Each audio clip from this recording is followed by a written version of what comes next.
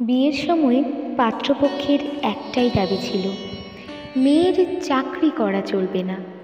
ভূগোল নিয়ে মাস্টার্স করা বাবা মায়ের একমাত্র মেয়ে অনামিকা প্রথমে রাজি না হলেও বাবা মায়ের চাপে শেষমেশ রাজি হয়। বনেদি পরিবার, ছেলের ভালো ব্যবসা, টাকা পয়সার অভাব নেই। বিয়ের 2-1 বছর ঘুরতে না ঘুরতেই জামাইয়ের কাপড়ের দোকানে আগুন লেগে বহু ক্ষয়ক্ষতি হলো, প্রায় পথে বসার মতো অবস্থা।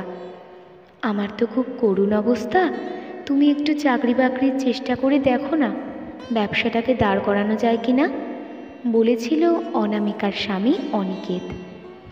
সংসারের কথা ভেবে অতঃসত্ত্বা অনামিকা ব্যাংকের পরীক্ষার জন্য শুরু করেছিল অমানসিক পরিশ্রম। 2 বছরের মধ্যে একটা চাকরিও পেয়ে যায় সে। অনামিকা যখন অফিসে যায়, ছোট্ট মেয়ে তিথি থাকে দাদু ঠাকুমার কাছে। বছর 3 মধ্যে অনিকেতের ব্যবসা আবার ঘুরে দাঁড়ায়।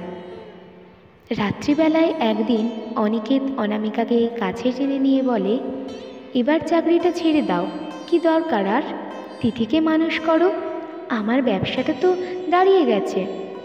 আমি তোমার প্রোগ্রামিং করা রোবট নয় যে তোমার সব কথা শুনতে হবে। অনামিকা বলল, তা ছাড়বে কেন, তাহলে কোচি ম্যানেজারের সাথে ঢলাঢলি হাহাহিহি এসব যে বন্ধ হয়ে যাবে। কাল থেকে তোর অফিস যাওয়া বন্ধ, যদি যাস তাহলে মেরে তোর দাঁতগুলো ভাঙব। দুশ্চরিত্র মেয়ে ছেলে কোথাকার। রাগে গড়গড় করতে করতে এসব কথা বলে চলল অনিকেত। পরদিন অনিকেত বেরিয়ে যাওয়ার পর অনামিকা আর ব্যাংকে যায়নি। মেয়ে তিথিকে নিয়ে সোজা বাপের বাড়ি। যাওয়ার সময় শাশুড়ি বাধা দিয়ে বলেছিল, তোমার আজকাল দেখছি খুব তেজ হয়েছে বৌমা, চাকরি করছো বলে চ্যাটাং চ্যাটাং কথাও শিখেছ। বলি, মেয়ে মানুষের এরকম তেজ ভালো না। এখন যাচ্ছ, 2 দিন পর আবার তো সুরসুর করে ফিরে আসবে। আমি সুরসুর করে বাড়ি আসি, নাকি আপনার পোষ্য জানোয়ারটা লেজ নাড়াতে নাড়াতে আমার কাছে আসে, সেটাই দেখব। অনামিকা এই বলে মেয়েকে নিয়ে বেরিয়ে যায়। এসেই সব কিছু জানিয়ে মাকে সোজা সাপটা একটা কথাই বলেছিল, শোনো মা, আমি এখানে সারা জীবনের মতো থাকতে আসিনি। আমি এসেছি সেই অধিকারে যে অধিকারে এক মেয়ে আসে তার বাপের বাড়িতে।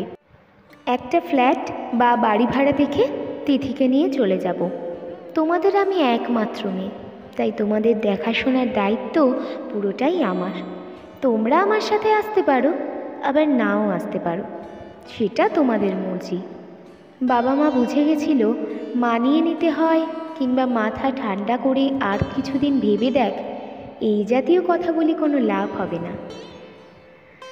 অনামিকা এখন একটা ফ্ল্যাট ভাড়া করে থাকে, বাবা মাও তার সাথেই থাকে।